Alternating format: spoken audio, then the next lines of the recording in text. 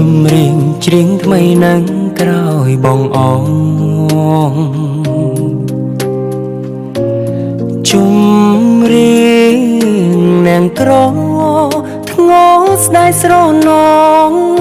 ស្ដាយចិនដែលស្មងស្ដាយឈ្មោះស្នេហាជំរៀងសោកស្ដាយคล้ายជាពរជ័យជាចំណងដៃដនថ្ងៃរៀបការច្រៀងរងភ្ជាប់រឿងដែលឥតខ្លឹមសារជារឿងអនិច្ចាស្នេហាព្រួលប្រែតែស៊ូកាន់ចិនទាំងមើលអាឡ័យទុំជីវិតខ្សែក៏សុងចិនដែរតែសូមឲ្យអូនប្រកបក្តីស្នេហ៍កុំឲ្យបែកបាយដោយស្នេហ៍ប្រងបង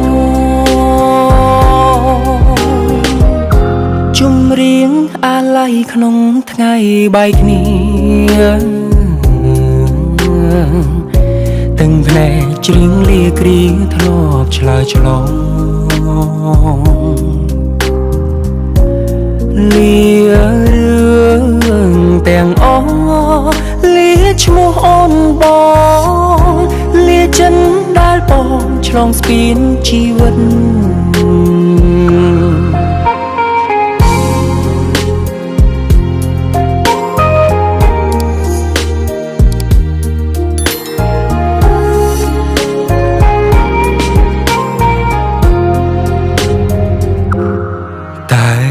ស៊ូកាន់ចិនទាំងមើលអាឡ័យទុំជីវិតខ្សែក៏សុងចិនដែរតែសូមឲ្យអូនប្រកបក្តីស្នេហ៍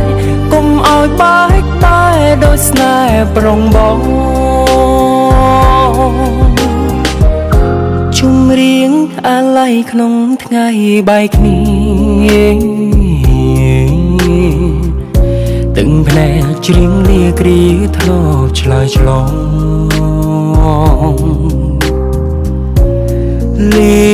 រឿងទាំងអស់លាឈ្មោះអូនបងលាចិត្តដែលបងឆ្លងស្ពានជីវិត